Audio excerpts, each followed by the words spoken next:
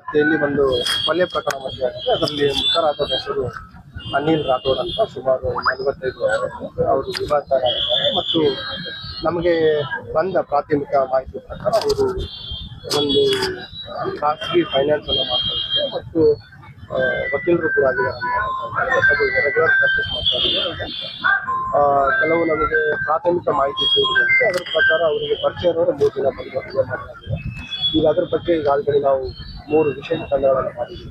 ACPಗಳಲ್ಲಿ ಆದಷ್ಟು ಬೇಗ ಆರೋಪಿಗಳನ್ನ ಬಂಧಿಸ್ತೀವಿ ಮತ್ತು ಈ ಘಟನೆಗೆ ಏನು ಕಾರಣ ಏನ್ ಕೆಲಸ ಮಾಡ್ತಿದ್ದೀವಿ ಸರ್? ಅಡ್ವೊಕೇಟ್ ಆದ್ಮೇಲೆ ಏನು ಪ್ರೈವೇಟ್ ಫೈನಾನ್ಸ್ ಮಾಡ್ತಾ ಇದ್ವಿ ಅಂತ ಇದೆ ಮತ್ತು ಇದೇ ಸ್ಟೇಷನ್ ಬಜಾರ್ ಸ್ಟೇಷನ್ ಲಿಮಿಟ್ಸ್ ಅಲ್ಲಿ ವ್ಯಾಪ್ತಿಯಲ್ಲಿ ಅವರು ವಾಸವಾಗಿತ್ತು ಮತ್ತು ಅಪರಾಧ ಹಿನ್ನೆಲೆಯಿಂದ ನಾವು ಬೆಲೆ ಹಾಕ್ತೀವಿ. ಯಾವುದೋ ಅಪರಾಧ ಹಿನ್ನೆಲೆ ಇಲ್ಲ ಮತ್ತು ಯಾವುದೋ ಇವ್ರ ಮೇಲೆ ದೂರ ಆಗಲಿ ಇವರಿಂದ ದೂರ ಆಗಲಿ ಯಾವುದೇ ಸ್ಟೇಷನ್ ಹಣದ ವಿಚಾರವಾಗಿ ಎಲ್ಲರಿಗೂ ಏನಾದ್ರು ಕಂಪ್ಲೇಂಟ್ ಇಲ್ಲ ಇಲ್ಲಿವರೆಗೆ ಯಾವುದೇ ಆಗಲಿ ಅದ್ರ ಬಗ್ಗೆ ಕೇಳಿದ್ದೀವಿ. ಹಣಕಾಸಿನ ವಿಚಾರಕ್ಕೆ ಯಾವುದೇ ಬೇರೆ ಆಗಿಲ್ಲ ಮತ್ತು ಈಗ ಇಮಿಡಿಯೇಟ್ ರೀಸನ್ ಏನು ಕೊಲೆ ಮಾಡಲಿಕ್ಕೆ ಅನ್ನೋದಕ್ಕೆ ಆರೋಪಿಗಳಿಗೆ ಆಲ್ರೆಡಿ ನಾವು ವಿಶೇಷ ತಂಡಗಳನ್ನು ಮಾಡಿದ್ವಿ. ಆದಷ್ಟು ಬೇಗ ಆರೋಪಿಗಳನ್ನು ವಶಪಡಿಸಿಕೊಳ್ತೀವಿ ಮತ್ತು ಕೊಲೆಗೆ ಇಮಿಡಿಯೇಟ್ ರೀಸನ್ ಏನಂತ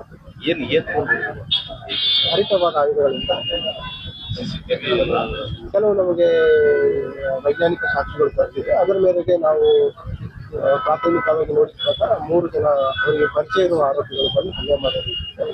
ಆದರೂ ಕೂಡ ಅವರಿಗೆ ಬೇರೆ ಯಾರಾದರೂ ಸಹಕಾರ ನೀಡಿದ್ದಾರೆ ಅಥವಾ ಬೇರೆ ಯಾರು ಉದ್ದೇಶ ಇದ್ದಾರೆ ನಾವು ತನಿಖೆ ಈ ಹಂತದಲ್ಲಿ ಯಾವ ರೀತಿ ಮಾಡ್ತೀವಿ.